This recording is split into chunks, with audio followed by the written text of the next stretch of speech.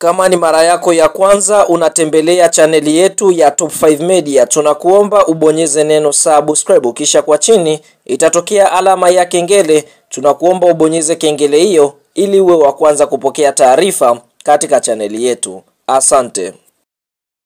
Mchezo mkubwa wa kombe la dunia ambao tumetoka kutazama siku ya leo kutokea katika nchi ya Marekani ni mtanange ambao umekutanisha klabu ya soka ya Manchester City ambao wao wanashiriki ligi kuu kutokea nchini Uingereza dhidi ya kikosi cha timu ya soka ya Wydad Casablanca kutokea katika nchi ya Morocco, ambapo mchezo huu umeweza kumalizika kwa klabu ya soka ya Manchester City kuweza kufanikiwa kuibuka na ushindi wa mabao 2-0 dhidi ya kikosi cha timu ya soka ya Wydad Casablanca. Fahamu katika mchezo huu mchezaji wa zamani wa klabu ya soka ya Yanga Sports Club Stefan Aziz Ki aliweza kupata wasaa ama nafasi ya kuweza kucheza mtanange licha ya klabu yake ya soka ya Wydad Casablanca kuweza kupoteza kwa mabao 2-0. Fahamu katika kipindi cha kwanza klabu ya soka ya Manchester City walikuwa aggressive sana, yani walikuwa sahihi sana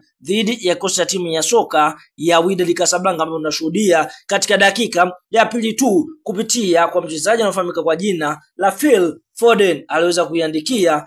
klabu ya soka ya Manchester City bao la kuongoza. Lakini kabla ya kwenda mapumziko, tunashuhudia mchezaji ambaye aliadhibu klabu ya soka ya Manchester City Phil Foden aliweza kutoa assist katika dakika ya 42 kwa mchezaji Jeremy Doku, ambapo Doku aliweza kuiadhibu klabu ya soka ya Manchester City bao la pili. Kabla ya mpira kumalizika, tunashuhudia kwa upande mwingine klabu ya soka ya Manchester City waliweza kufanikiwa kuibuka na ushindi mbele ya kikosi cha timu ya soka ya Manchester City, ambapo kwa upande wa mchezaji Stefan Aziz Ki aliweza kuingia katika dakika ya 81 huku ukiwa ni mchezo wake wa kwanza wa kombe la dunia kwa ngazi za vilabu na kuweka historia kuwa mchezaji ambaye amepita katika ligi kuu Tanzania bara ameweza kupewa nafasi ya kuweza kucheza mchezo huu dhidi ya kocha timu ya soka ya Manchester City. Kwa mara ya kwanza Aziz Ki anakutana na klabu ya soka ya Manchester City, licha ya mchezaji tunaona kwa upande mwingine ni historia ambayo imeweza kuwekwa katika ligi kuu ya Tanzania,